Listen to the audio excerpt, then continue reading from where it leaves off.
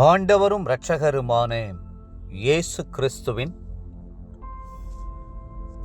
ஈடு இணையற்ற நாமத்தில் அன்றன்றுள்ளாப்பம் வாசகர்களுக்கு எங்கள் அன்பின் வாழ்த்துக்கள். 2024 ஆண்டு செப்டம்பர் மாதம் 4ஆம் தேதி புதன்கிழமைக்குரிய தின தியானம். இன்றைய தலைப்பு தேவ தூதர்கள் திடப்படுத்துகிறார்கள்.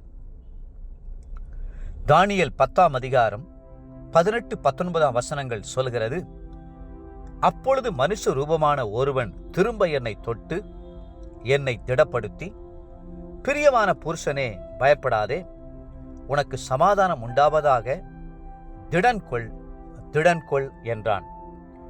இப்படி அவன் என்னோடு பேசுகையில் நான் திடன் கொண்டு அவனை நோக்கி, என் ஆண்டவன் பேசுவாராக, என்னை திடப்படுத்தினீரே என்றேன். தானியேல் தீர்க்கதரிசி 21 நாட்கள் உபவாசித்து இஸ்ரவேலின் சிறையிருப்பை திருப்பும்படியாக ஊக்கமாக ஜெபித்து வந்தார். கடைசி நாட்களில் சம்பவிக்கப் போகிறது என்ன? எருசலேமின் பால்கடிப்பு எப்போது தீரும் என்று ஏங்கிக் கொண்டிருந்த தானியேலின் சரீரம் உபவாசத்தினால் சோர்ந்து போனபோது கர்த்தர் தம்முடைய தேவதூதனை அனுப்பி அவரை திடப்படுத்த சித்தமானார். நாம் கர்த்தரண்டை வரும்போது ஒரு பெரிய குடும்பத்தண்டை வருகிறோம். அந்த குடும்பத்திலே 1000-10,000 தேவதூதர்கள், கேருபீன்கள், சேராபீன்கள் எல்லாரும் நமக்கு துணையாக நிற்கிறார்கள். அந்த பலமிக்க தேவதூதர்கள் எப்போது நம்மை திடப்படுத்தி பலப்படுத்துகிறார்கள்.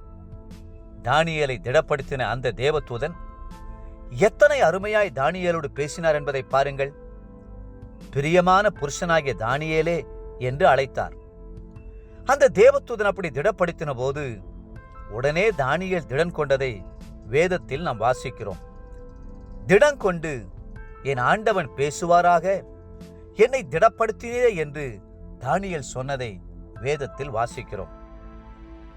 பாருங்கள், பெரிய தீர்க்கதரிசியாகிய எலியாவுக்கே ஒரு முறை சோர்வு வந்துவிட்டது. போதும் கர்த்தாவே, என் ஆத்துமாவை எடுத்துக்கொள்ளும், நான் என் பிதாக்களை பார்க்கிலும் நல்லவன் அல்ல என்று சொல்லி ஒரு சூறை செடியின் கீழ் படுத்துக்கொண்டு நித்திரை பண்ணினான். 1 ராஜாக்கள் 19ஆம் அதிகாரம் 4-5 வசனங்கள். கர்த்தர் எலியாவிடம் சோர்வை கண்டார், அதைரியத்தையும் அவிசுவாசத்தையும் கண்டார். உடனே தம்முடைய தூதனை அனுப்ப சித்தமானார். தேவ தூதன் அவரை எழுப்பி அவருக்கு போஜனம் கொடுத்தார். 2ஆம் தரமும் தேவதூதன் அவரை தட்டி எழுப்பி போஜனம் கொடுத்து, நீ பண்ண வேண்டிய பிரயாணம் வெகு தூரம் என்று சொல்லி எலியாவை திடப்படுத்துவதை பார்க்கிறோம். அப்போஸ்தலர் நடபடிகள் 12ஆம் அதிகாரத்தை வாசித்து பாருங்கள். பேதுரு ஏரோது ராஜாவால் சிறைபிடிக்கப்பட்டு சிறையில் அடைக்கப்பட்ட போது கர்த்தர் தம்முடைய தேவதூதனை அங்கே அனுப்பினார். அந்த தேவதூதன் பேதுருவை தட்டி, உன் பாதரட்சைகளை தொடுத்துக்கொள், உன் வஸ்திரத்தை போர்த்து கொண்டு என் பின்னே வா என்றான். அப்போஸ்தலர் நடபடிகள் 12ஆம் அதிகாரம் 8ஆம் வசனம். தேவதூதன் திடப்படுத்தி விடுதலை ஆக்கினபடினாலே பேதுரு விடுதலை அடைந்து வல்லமையோடு ஊழியத்தை தொடர முடிந்தது.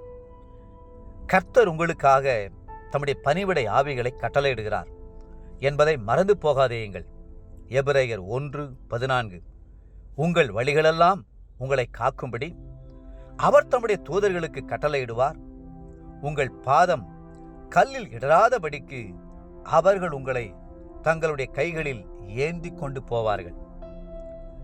தேவப்பிள்ளைகளே, எப்பக்கத்திலும் பாடுகளும் துயரங்களும் சாத்தானின் போராட்டங்களும் அதிகமாக இருக்கும்போது உங்களுடைய கண்கள் தேவ தூதர்களை எதிர்பார்க்கட்டும். உங்கள் வீட்டை சுற்றிலும் அவர்கள் பாளையம் இறங்கி சுடரொளி பட்டயங்களோடு உங்களுக்கு காவலாயிருப்பார்கள்.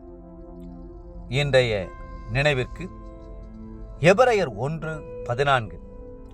ஊழியம் செய்யும்படிக்கு அவர்கள் எல்லாரும் அனுப்பப்படும் பணிவிடை ஆவிகளாய் இருக்கிறார்கள் அல்லவா? இன்றைய வேத வாசிப்பு காலை சங்கீதம் 145, 143, 144 மற்றும் 145 சங்கீதங்கள். மாலை 1 கொரிந்தியர் 14 அதிகாரம் 21 40 முடிய. அன்புக்குரிய அன்றன்றுள்ளப்பம் வாசகர்களே, மீண்டும் உங்களை வாழ்த்துகிறோம். சோர்ந்து போகாதிருங்கள். கர்த்தர் தம்முடைய தூதனை அனுப்பி உங்களை திடப்படுத்துவார். கர்த்தர் தாமே உங்களை ஆசீர்வதித்து மென்மேலும் உயர்த்துவாராக. ஆமென்.